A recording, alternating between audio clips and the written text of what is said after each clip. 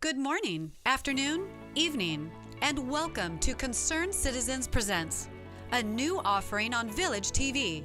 Concerned Citizens of Laguna Woods is an organization committed to peace, social justice, economic equality, and a clean environment.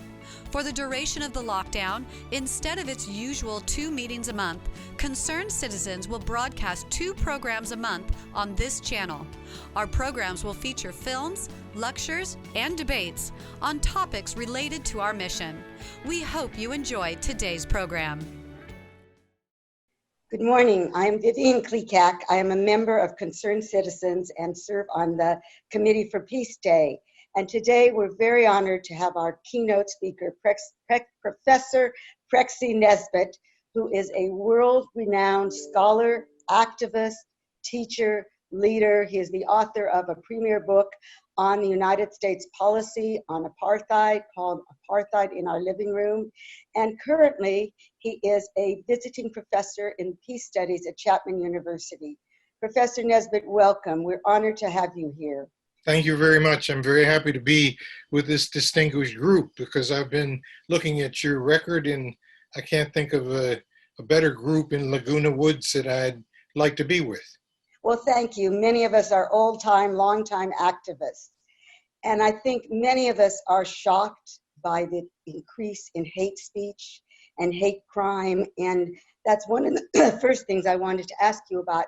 Why do you think this is happening, and what can we do to work against it? I think it's important, Vivian, to go beyond just Trump as the answer to this question, because what we're seeing surface now is part of the history of this country, the fabric upon which this country has based itself. And that fabric was one that was based on conquest, and it was based on slavery. And into that history, or based on that history, emerged a network of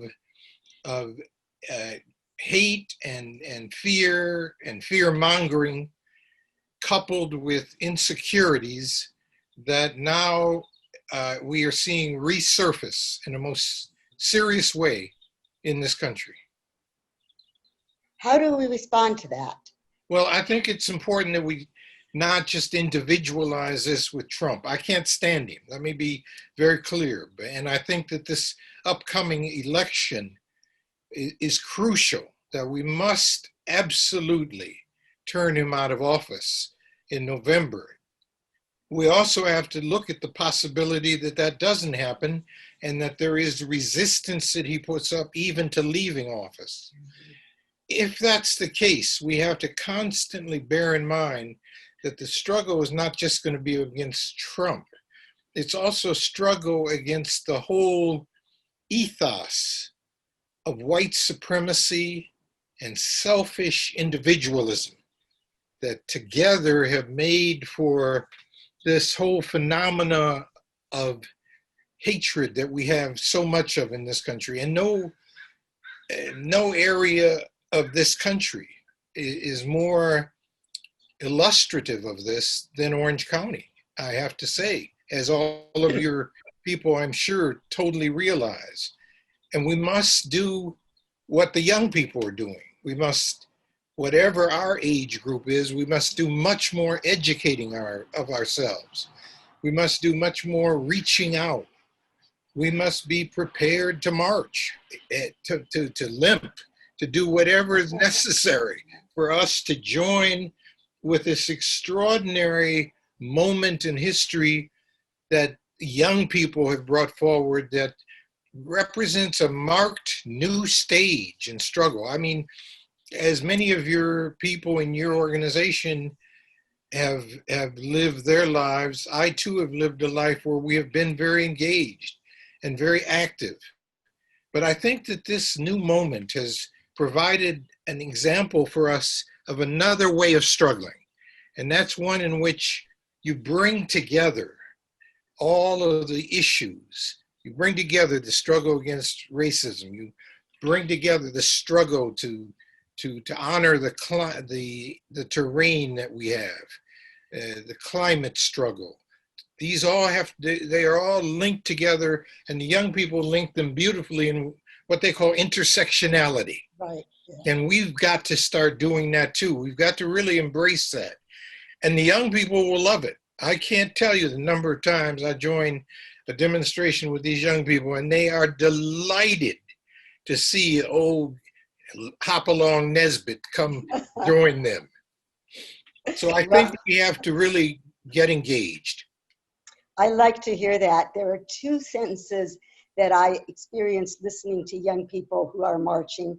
One that I think is really important is no justice, no peace. Can you comment on that?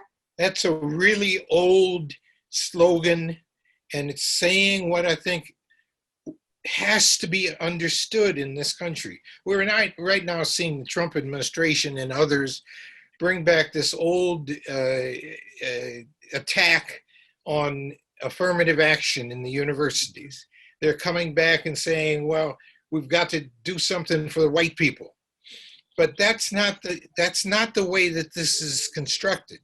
The Black Lives Matter movement has never had as its enemy white people. Right. It has had as its enemy the structural unfairness that was built into the kind of approaches that so many institutions like universities took that excluded Black people and Native Americans and women from being able to be considered. And now there are those who would like to use white men as a way to attack that effort to make it fair. We have to make real the belief in fairness that is one of the cornerstones of this country. I think that is so important, and how we help people who have never experienced discrimination to understand that it's built into the fabric of our society. How do we teach that? You know, it's very important that we teach it, particularly in a place like where we are. I am absolutely struck by the homelessness here in Orange County, just struck dumb by it, because I think it's so patent, it's so everywhere. And I go into shops and I'll walk into the shop, Black man, bearded, and the people there in the shop will say, we aren't giving away anything today. Wow. And I will say back to them, I'm not giving away anything today either. And then they kind of get what I'm getting at. But this is a major arena in which I would urge the organizations like yours to take up the gauntlet, to educate yourselves. We've got wonderful readings and books and video things and Zoom educationals that are taking place, but we've got to bring it into how we live our lives and the practice that we have towards each other. That's the particular challenge that we have, and particularly here in Orange County, where there are so many of the older generation of white people that ain't woke up. They ain't woke, as the young people say. Right, yeah. I came to Orange County in 1966 when the John Birch Society was here. And this older generation, and by that I mean even older than I am, are still part of that history. And how do we make it conscious that you are not a bad person, but you grew up in an ideology that made bad things happen to good people? Exactly. We have to, and I think it's very important that we make them feel not individualized and picked on. Let them begin to understand that this is a structural and institutional setup in which they play a part and in which they can help undo to make life more comfortable, not only just for them, but also obviously for Black and Latino people. So much of Orange County reminds me of apartheid South Africa. Yes, tell me more. I look around and I see, for example, so many Latinos working on yards and gardens and flowers and cleaning. And it's just like in South Africa, where it was just hundreds. The Black majority was just doing the same thing in South Africa that takes place here in Orange County. And you don't see the school teaching staff being populated enough. You don't see businesses that are being run by, and the populations, both, all these populations want to play a different role than being the servants and the keepers of the yards for the white population here. And there's such talent that is wasted in this system, and such unnecessary hatred and antagonism towards populations that particularly I see amongst the older people here. And we need to really educate better the older people in a way that makes them understand how deeply ingrained these patterns have been as part of the history, the institutional history of this country. And that it's not about them individually. It's about them rejecting an institutional pattern of living that is here that will make for a more comfortable living situation for everybody. So maybe one of the things concerned citizens can do, because we do a lot of education, is bring speakers and videos on unconscious bias, implicit racism, and help people to see things that are invisible to them, but are part of our structure. And I think particularly to try to do this with the people who are not the choir, not the choir, getting beyond the choir is the particular challenge that you have here in Orange County. It may only happen that 3 people come to one of your meetings who have never been there before and who are hostile to everything that you here in your organization believe in. Start with those 3. Next time, make it 6. I mean, you all are seasoned organizers. You know how to do these things, but we got to get beyond the choir in doing this. Right, because we are so polarized right now. Everybody is thinking, who's there left in the middle? And this is a good occasion to do it. And I don't know how many of your people are mobile enough, but we're going to have to do a lot of getting out around the November elections. And this is a good occasion to begin to talk to people, to try to get them to understand it's not an individual question. It's a question about changing institutions and fabrics that are based on total unfairness. I think that's very important. That's the core, what you just said. And it's not about blaming. It's about understanding and changing. Exactly. Especially the understanding. It's going to take work.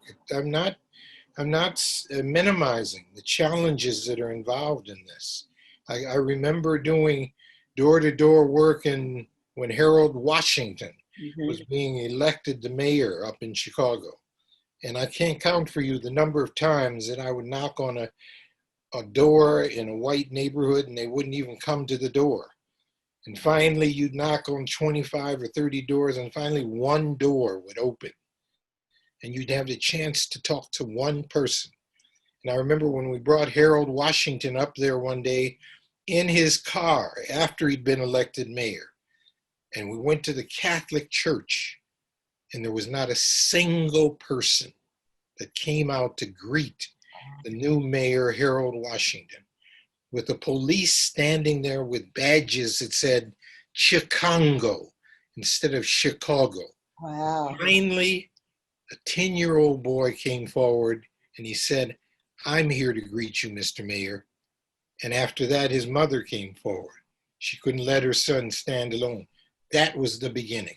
So that's what we need to count on, is a new generation. There is another sentence that I've heard from speakers in Black Lives Matters, which this is not about one charismatic leader like Martin Luther King or Nelson Mandela.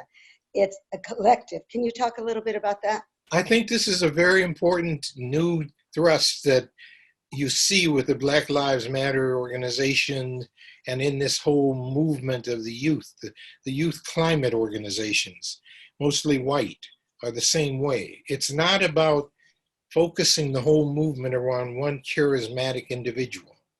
It's about developing an ethos, a team approach, where any one person could step forward and be the leader or the spokesperson, and that changes all the time. And I think that's exceedingly healthy as a way to go. It means that many more people are getting the message and understanding. Many more people are stepping forward to take responsibility for playing the role of leader. And it's very, could I say, un-American, because we love to look for one hero. Right. It has to be one Abe Lincoln or one George Washington, one Nelson Mandela. In fact, it's a total misreading of the history of the struggle in South Africa. And so much of that struggle was based on the fact of many, many people coming forward, especially women. When we know of a figure like Albertina Sisulu, was one of the most remarkable leaders that this whole 20th century has ever seen. We have to understand that it's not about projecting one person. It's about a group emerging with a new consciousness, a new set of beliefs. You are teaching young people now at Chapman and part of the peace studies. So in some senses, they're pre-selected because they want to be part of this. What else do you see in the next generation? I see in them a desire to step forward in a way that is just really energizing for people like me. They get it in so many ways, and they get it so quickly.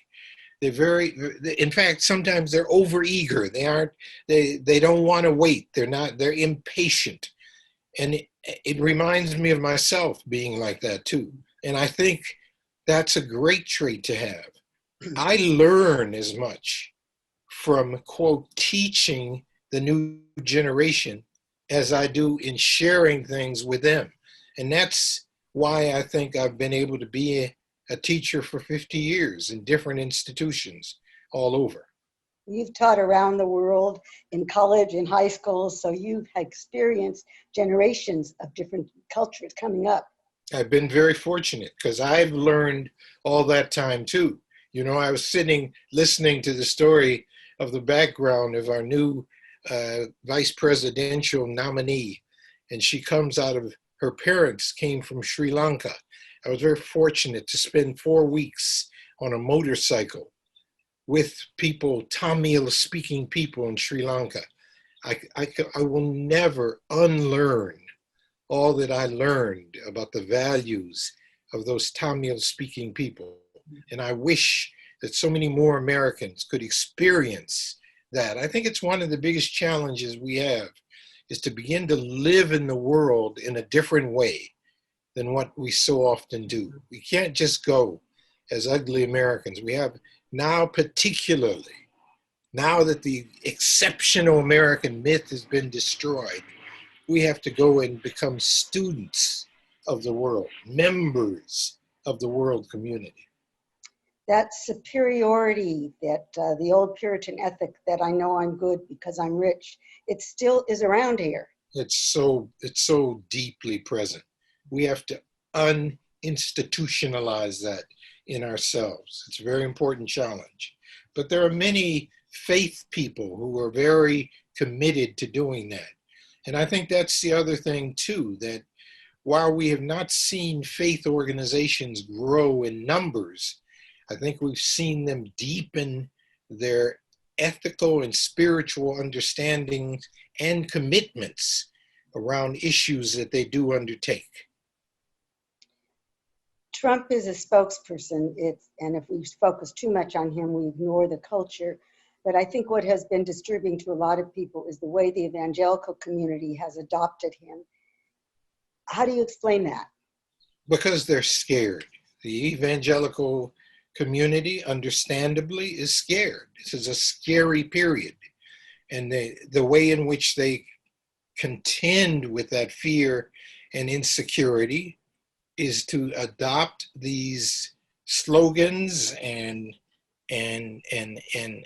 offensives that are geared at making the enemy become people of a different color or women, and not deal with the structural underpinnings that really make for their fear. This is not a system that is a friendly system that we have created in this country. It is based on so much competition and individualism. And now we're reaching a period where it's very, very, very difficult to be secure and comfortable.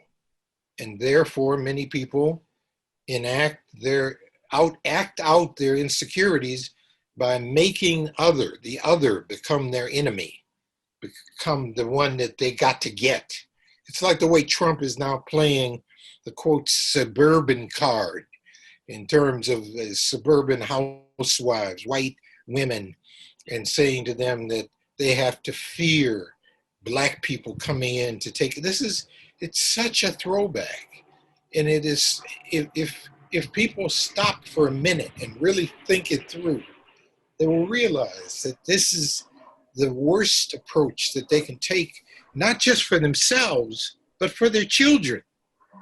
How unfair it is to their children and the future of their children for them to take these vicious, selfish-based ways of reacting to the possibility of a woman with her children coming to live down the block. It is the most uncharitable way one can possibly live, and belies their own histories, the histories of their own families. Right. It's very, very heavy. Orange County is very segregated. The coast belongs to primarily extremely affluent Caucasian families.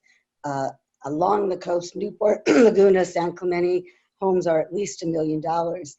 So that people that they see on a day-to-day basis, that we in South Orange County see on a day-to-day basis, are primarily affluent Caucasians. And how do we begin to integrate our culture in different ways? The schools are very segregated.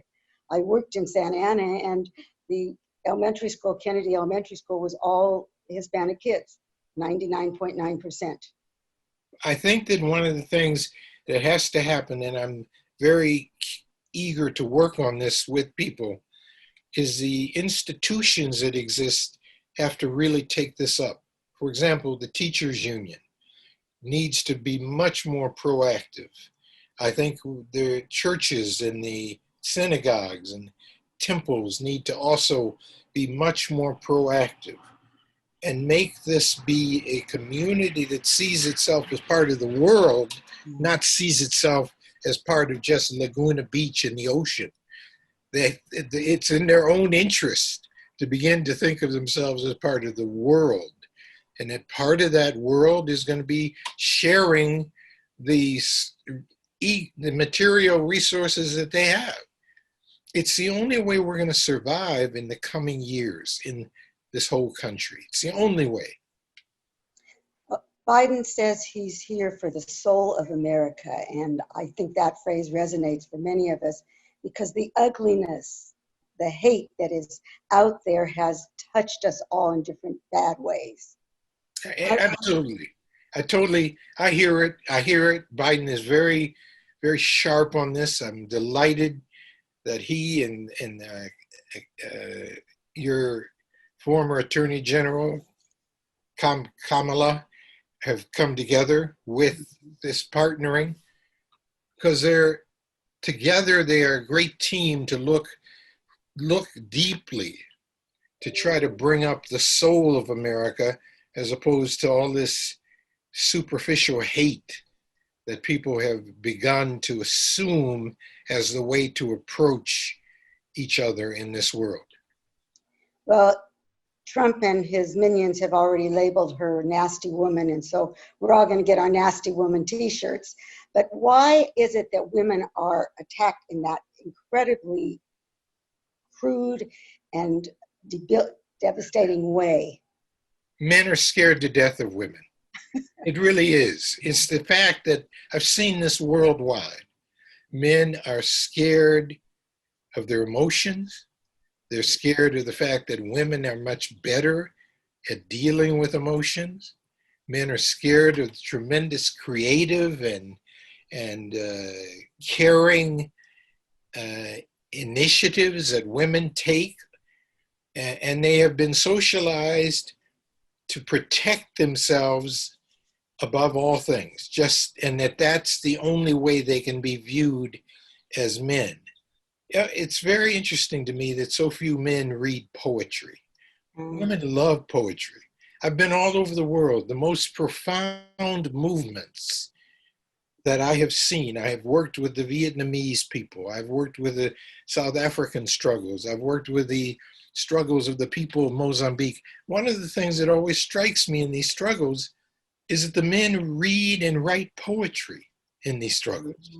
That is because they feel things. They're not scared of their feelings. I know what happens in this country. For example, football.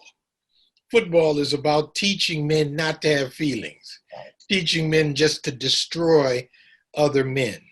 It's not the best kind of game to learn. There are some moments of sharing and partnership, but most of it is about teaching people not to have feelings, not to care about the other person. That's what men are socialized on in this country. And in the end, very often you see men totally collapse because it's just dawned on them how wrong they've been all their lives. In my work as a psychotherapist over the years, I again and again experienced that beneath the anger is the fear. And in our political culture, the fear is mobilized to be anger directed against anybody who is different. When you are working with students at Chapman, what do they come from different cultures? Are they open to learning different cultures? We've had our moments at Chapman this last year. I'm learning much more about the culture of the students and the faculty. We had quite a consistent, small but consistent and persistent appearance being made by members of the white supremacist groupings who were trying to counter anything that was done by the Black students or Asian students or Latino students or Palestinian students. I think they were a distinct minority. The school has a very clear position against that method of organizing human society. It's a school that is committed to ending racism and sexism and homophobia. And the groups exhibiting those patterns are clearly a minority in the school, but sometimes they take very strong, they take the upper hand, they take the first initiative. And so we are learning, I think, at the school that how to respond in a peaceful but ever-present way against these kind of manifestations of race, hate, and homosexual hate or chauvinist attacks on women.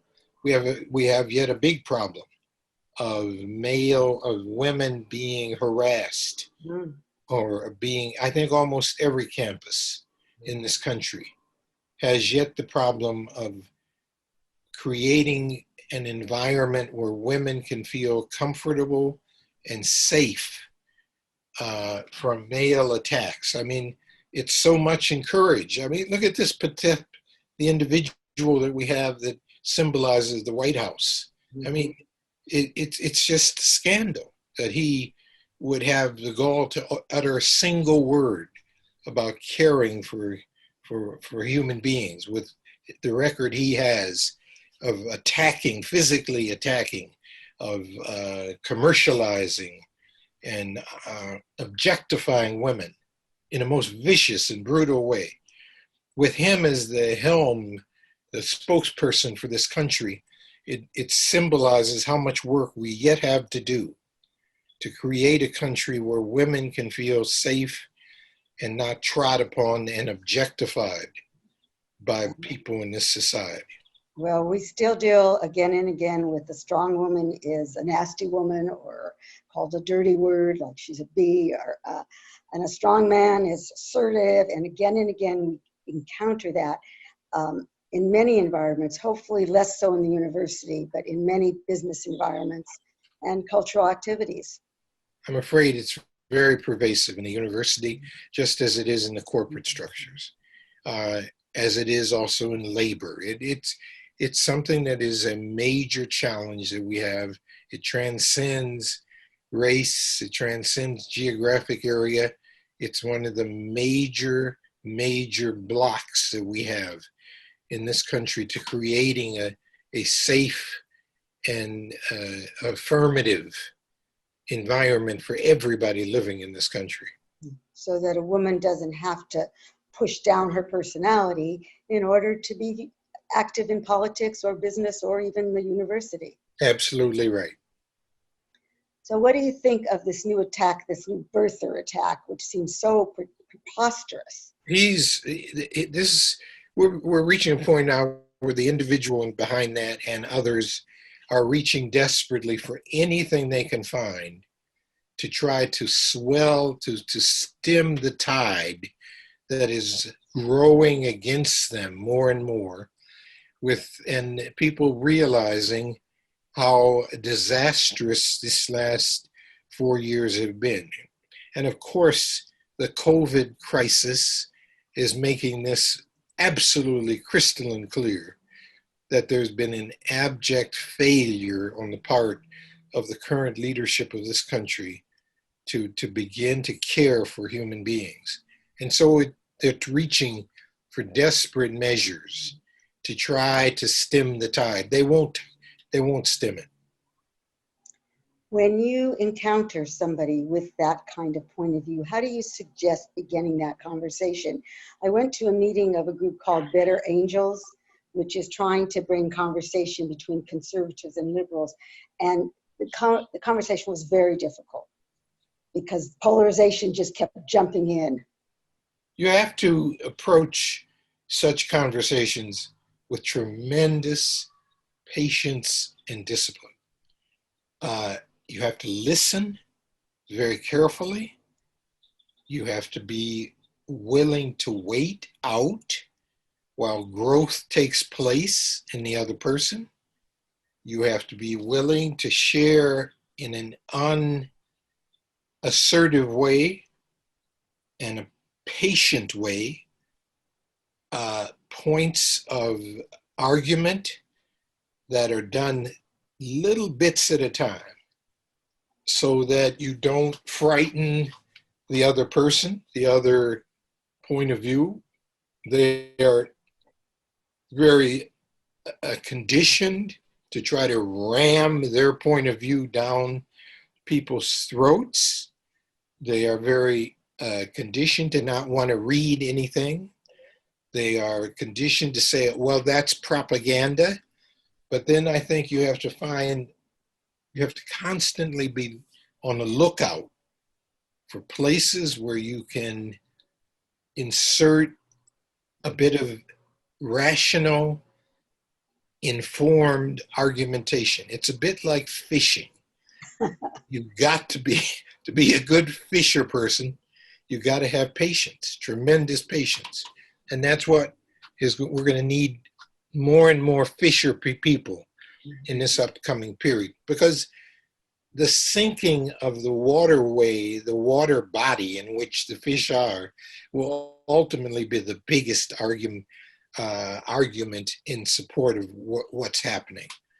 I mean, as the floods begin to come up over the oceans, in my hometown of Chicago, water is increasingly everywhere, and the coastal areas will be, and so many other things will make the argument for us. But we have to be patient fisher people. And we have a new generation coming up who are very aware of the threats of climate change. And they are very committed because they realize this is how the only chance they have to live. Our children and our grandchildren. That's right. So we've got to support them in every way we can. You have international experience and reputation. How do you think the United States is being perceived worldwide these days?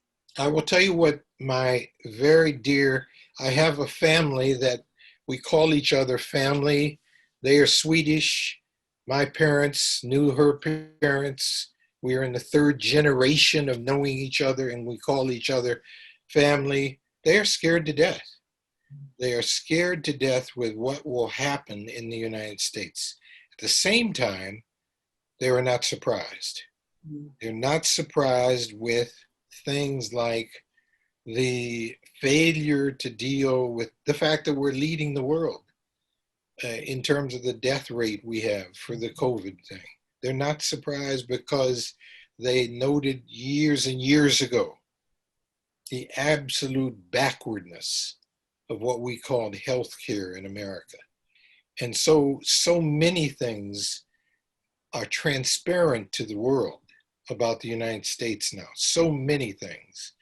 And so they are there. And I think, for instance, it wasn't accidental that the national uprisings we had against the killing of Floyd in Minneapolis, they very rapidly became a global uprising. The Black Lives Matter response was one that was founded not just in the killing of Floyd and all the other killings. It was founded also in people's knowing the history of the civil rights movement, the history of lynching in the United States, the history of the internment of Japanese Americans, the history of the stealing of the land of Native Americans. The world is aware of these things. And so for us to pretend that our dirty laundry isn't out there is just not accurate. And the world also knows that it's so interwoven, they have to help us make change, and they're prepared to do that. Well, slowly, parts of history that were totally ignored are coming to fore. I'm part of a group, Women's Journey Foundation, that does an incredible Her Story presentation. And I heard of heroines I'd never heard of. There was a woman besides Paul Revere. Who knew that? The Tulsa riots, I'm a history major. I never learned about that. So slowly we're beginning to see parts of our history that we ignored and denied. And will that change people's points of view who are hardened in many ways? It will over time, but it takes time. I would urge, for instance, all of your membership to take a look at the series we're going to do at Chapman this fall, Engaging the World. Engaging the World is a series of 10 films with speakers. It takes place, anybody can join it online. It's a wonderful, wonderful series engaging the world in terms of race. And they are extraordinary speakers that are going to speak there, and great, great films that are going to be shown throughout this fall semester, starting at the end of August. And how do we access that? Just go online, go on Chapman website, and you'll find the Engaging the World series done by the School of Liberal Arts. Okay, I will definitely look at that. Chapman has taken a powerful role in our culture. I have attended some of the events about the Holocaust. I don't think there's any other major group that's speaking about that here. So Chapman is a leader. We want to do that even more. Chapman is increasingly looking to its roots, to some of the people. I'm in, for example, the Peace Studies program. The Peace Studies program was founded by a wonderful, wonderful friend of mine who passed about 5 or 6 years, a man named Don Will, who was one of the finest human beings that this world ever produced. And so he has a sculpture named after him right next to that of Martin Luther King on the Chapman campus. So more and more Don Wills, more and more people like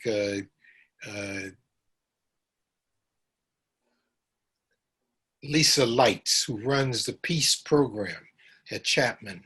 These are people who are profound scholars, but they also know that they have to make a contribution and help make change take place. And so Chapman feels more and more as part of the effort toward changing, not just identifying problems, but engaging with them and changing them.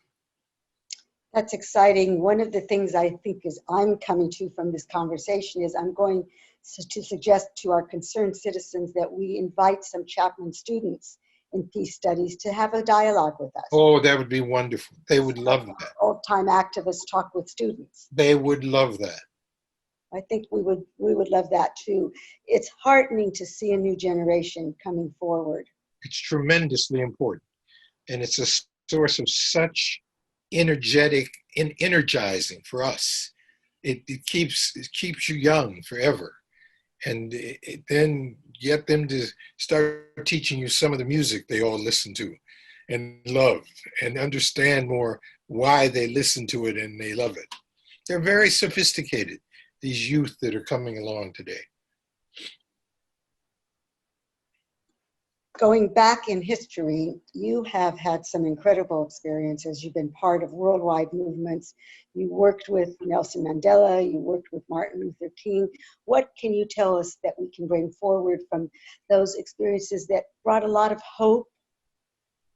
I think that one of the most important things that I can say that has given me tremendous hope is that all of those great individuals recognized that in the last and final analysis, it was not them as individuals. It was the people that they represented, the people that had made them be leaders, or who they felt responsible to, who were really more the leaders of those struggles than they were. They were the spokespeople. Dr. King, for instance, I know felt very, very toward the end of his life that one of the things he had really failed to recognize enough was the tremendous role that women in his organization played. I talked with him about that.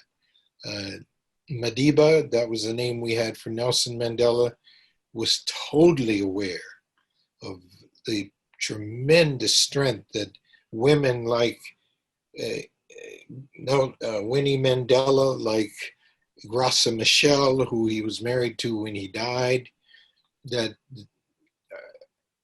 Eleanor Sisulu, Albertina Sisulu, all of these extraordinary women leaders did not get the projection and promotion that they should have had, and that too often movements were created around them as individual figures, as opposed to understanding that there was a mass mobilization that was taking place. That's so powerful, and we're just learning that. I think it's only a few years that I've known that Rosa Parks was not just a housewife. She had been an organizer for NAACP. She was a leader. There are so many people like that in our history. So many people. I was very fortunate to come up in a family that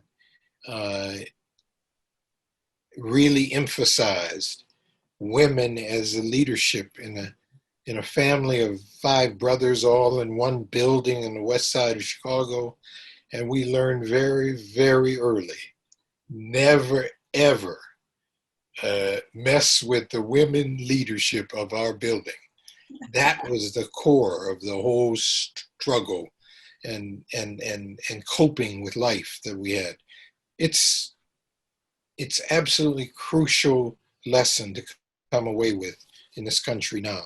And I think the younger generation is very aware of that.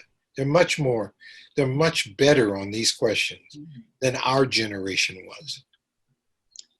We are evolving, and it's hopeful, but at the same time, many of us are locked into fear that we will not be able to get out of this toxic masculinity administration, that somehow Trump will sabotage the election, this whole issue of voting by mail and cutting funding from the post office. How do we respond to that?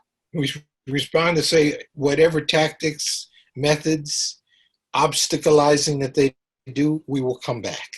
We will respond, and we'll come back stronger, with more people, with more awareness, and with new methods that they won't be able to overcome. I think that we have to have behind us an absolute clarity of conviction that we will win in the end. They may be, they may have temporary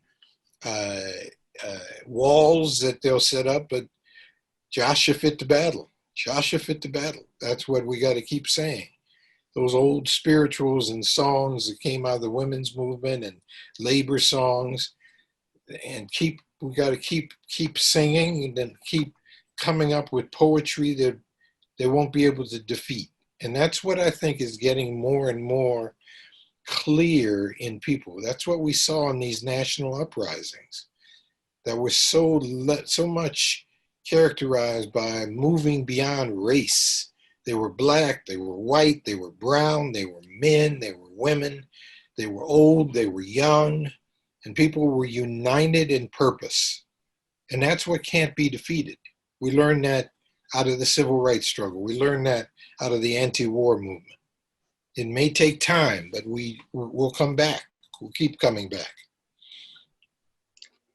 The marches have disappeared from the front pages of the newspaper. What is still going on to build this movement? There's still many things that are happening. There are efforts to create serious institutions that replace policing as the only way to deal with problems in gatherings of people, in organized societies. There are there's more and more awareness and more responding to the issues of climate that are taking place.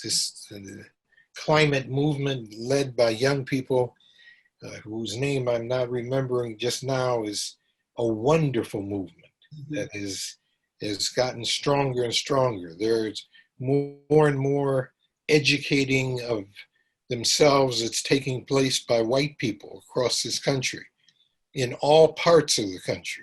I can't think of a part of this country where there's not an anti-racism group that's grown up. I think it's very crucial that people of color are coming to join with each other in struggles. And I know in my area in Chicago and other places, at first the Latinos and Blacks were pitched against each other, and then they realized that it's best if they came together. I think the same kind of thing is happening in the Asian community. I went to a wonderful commemoration of those Japanese Americans who were interned here in this country during World War II.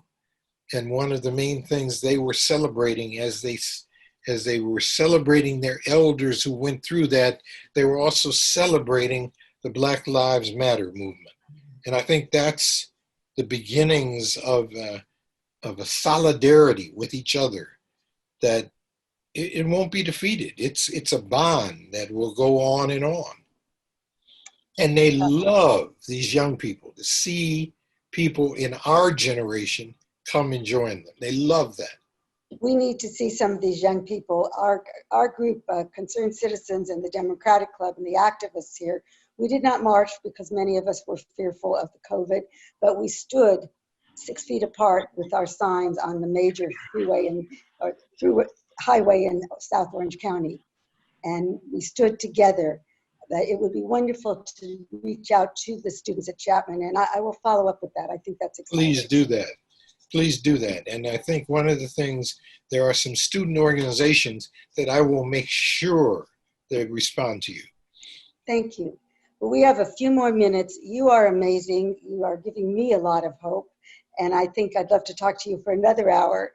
Well, we're giving each other hope. Good. And this is just the beginning of us meeting. We will continue. I would definitely like to have you back.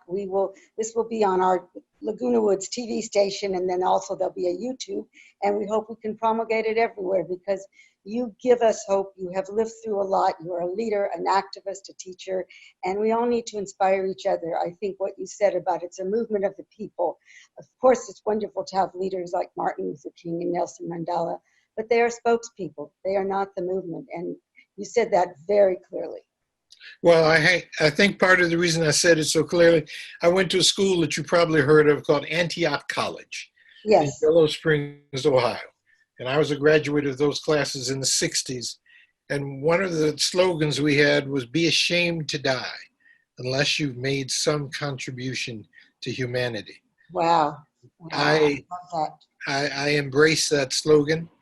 I also had the great pleasure after having all this work with the South African anti-apartheid struggle and working with Mandela and working with the anti-colonial struggle in Mozambique and Angola and Namibia, I came back to Antioch, and who was sitting in the front row to hear me talk about all this but Coretta Scott King. Wow. And what could I just felt shivers going up and down me as she just sat there and listened avidly. And for me, it recalled speaking to her husband once, because it's a little known fact, but had he lived, King was going to take his nonviolent movement right on to the Southern Africa area. Wow. To join hands with them in their effort to overthrow colonialism and apartheid. These were extraordinary people whose they were not limited in their vision for what they were going to do. And I think that's a characteristic of the Black Lives Matter movement today. I urge people to look at their platform online, to look at the whole vision that they have as an organization. I'm very close to one of the main figures they have. I hope we could get her out here to speak sometimes. Wonderful woman named Barbara Ransby, who was a professor at the University of Illinois in Chicago. And she's written some extraordinarily important writings for the Black Lives Matter. And I'm sure she would be happy to come and speak. And there are also key Black Lives Matter spokespeople as close as Los Angeles who could also come and speak. We have to talk with each other in this. We have to talk to each other. Well, this is a beginning for us, and Concerned Citizens is still bringing speakers, whether virtual or in person. We're bringing speakers to help us.